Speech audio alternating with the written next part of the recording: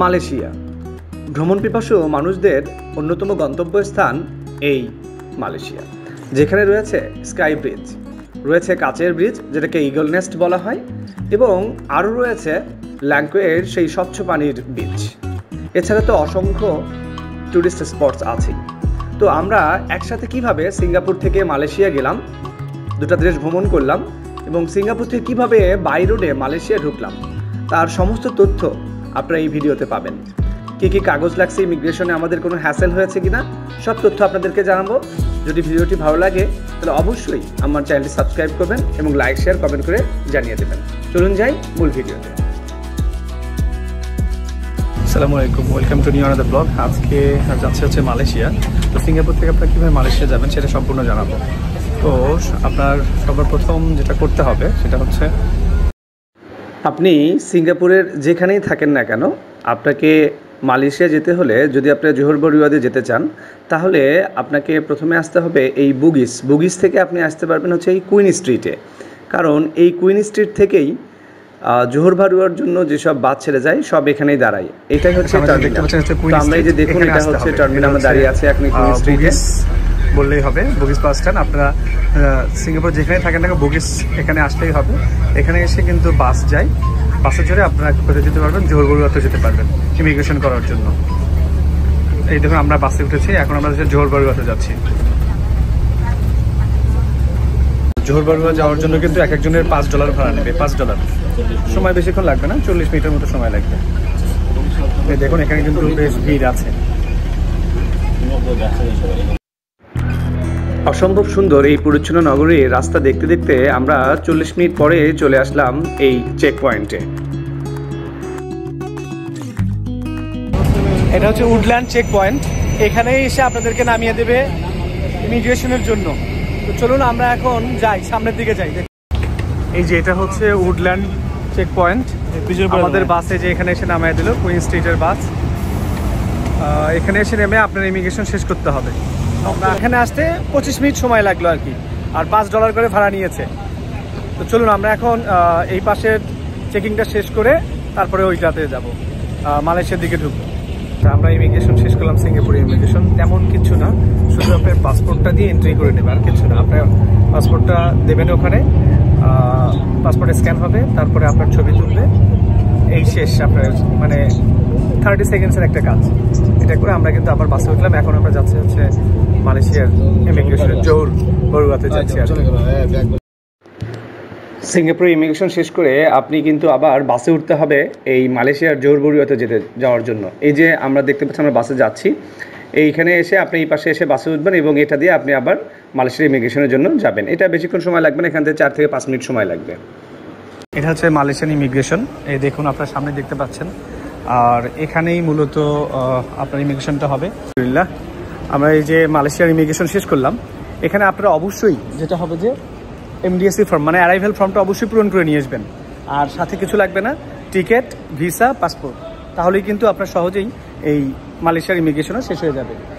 খুব অনলাইনে ওরা দেখে আর সিল মেরে দেবে, এতটুকুই। আমরা অবশ্যই একজন ফর্ম পূরণ করে নাই, এই জন্য আমাদের একটু লেট হলো। আপনারা অবশ্যই ফর্ম পূরণ করে নিয়ে আসবেন, এখানে কোনো হ্যাসেল নেই, খুবই স্মুথলি, ওরা খুব হেল্পফুল।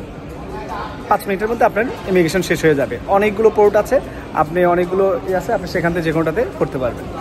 এই মোটামুটি মালয়েশিয়া ইমিগ্রেশন। এখন আমরা রওনা দিব। ইমিগ্রেশন তো শেষ হলো, এই যে আমরা বের হয়ে আসছি এটা হচ্ছে ঠিক ইমিগ্রেশনের পাশেই। এর সামনে আপনার এটা হচ্ছে বাস স্ট্যান্ড বা ট্যাক্সি স্ট্যান্ড, যেটাই বলেন এখানে লোকাল। এটা এখান থেকে আপনারা মূল বাস স্ট্যান্ড যেটা লার্কিন বাস স্ট্যান্ড, সেখানে যেতে পারবেন। এখানে সেখানে লাল বাস ধরতে হবে। তো চলুন আমরা এখন লাল বাস ধরবো। আপনারা ইমিগ্রেশন শেষ করার পরে বাইরে আসবেন। এখানে টার্মিনালে যাওয়ার জন্য বাস আছে, লাল বাসগুলো। এখান থেকে আপনারা টার্মিনালে যাবেন, তাহলে এখানে 2 রিঙ্গিত করে নেবে ওই টার্মিনালে যাওয়ার জন্য। ওখান থেকে আপনার মালয়েশিয়ার যে কোনো জায়গায় বাস ধরার জন্য যেতে পারবেন। এটা হলো মালয়েশিয়ার জোহর বারুয়া বর্ডারের লার্কিন বাস স্ট্যান্ড। এখান থেকে আপনি মালয়েশিয়ার যে কোনো জায়গায় যেতে পারবেন। তো আমরা এখান থেকে কুয়ালালামপুর যাব। এইখানে দেখুন সমস্ত বাসগুলো, এটা কিন্তু ভলভো বাস। আর আপনি চাইলে কিন্তু এই স্ট্যান্ডের মধ্যে ঢুকতে পারবেন না, সবার আগে আপনাকে টিকিট কাটতে হবে, তারপর স্ক্যান করে কিন্তু আপনি ঢুকতে পারবেন। তো দেখুন আপনার বাসগুলো। তো চলুন আমরা টিকিটটা কেটে নিই। আমরা এই সেন্ট্রাল টার্মিনালে এসে এখানে কিন্তু টিকিট কাটলাম আর কি 45 রিঙ্গিত করে কুয়ালালামপুরের জন্য। 12:30টায় লাস্ট বাস, আপনারা এটা মাথায় রাখবেন। আপনার সিঙ্গাপুর থেকে তো মালয়েশিয়া আমরা ইমিগ্রেশন শেষ করে আসলাম, আমরা এই সেন্ট্রাল বাস স্ট্যান্ডে আছে, লার্কিন বাস স্ট্যান্ড। এখানে আসলে আপনার 12:30টায় কিন্তু লাস্ট ট্রিপ থাকে, অনলাইনে টিকিট কাটতে হবে। আর যেহেতু 12টার আগেই এদের কাউন্টারগুলো ক্লোজ হয়ে যায়, আপনারা এই জন্য এরা অ্যাপ দিয়ে বলে, আমাদেরকে একজন অবশ্য অনেক হেল্প করেছে। সো আপনারা এখানে এসে এটা দিয়ে আমরা 45 রিঙ্গিত দিয়ে টিকিট কেটেছি। তো এটা আমাদের স্ক্যানিয়ান ভলভো, দেখেন ডাবল টিকিট। তো আমরা যাচ্ছি, আর যেতে 4.5 ঘন্টা সময় লাগবে মালয়েশিয়ার কুয়ালালামপুরে পৌঁছাতে। এইটাই মূলত, আপনারা এভাবেই যাবেন আর কি। হ্যাঁ, এইটা আমাদের বাস, প্রোগ্রেস লেখা আছে, স্ক্যানিয়ান ভলভো এটা।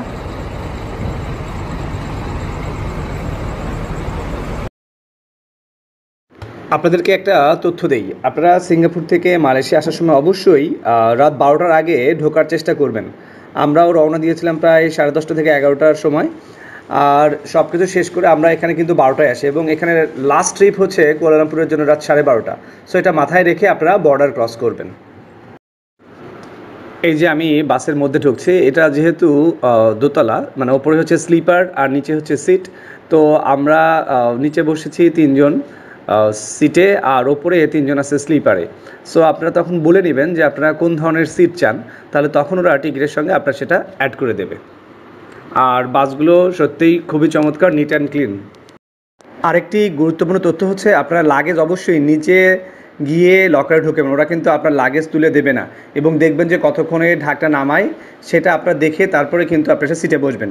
এরকম কিন্তু অ্যাক্সিডেন্ট ঘটেছে, একজনের লাগেজ চুরি হয়ে গেছে, এটা অবশ্যই আপনার সতর্কতা অবলম্বন করবেন। ইমিগ্রেশন শেষ করার পরে আমাদের এই লার্কিন বাস স্ট্যান্ডে আসতে, এটা সেন্ট্রাল বাস স্ট্যান্ড, এখানে আসতে আমাদের 10 মিনিট সময় লেগেছে। 2 রিঙ্গিত করে আমরা দিয়ে আসছি এখানে।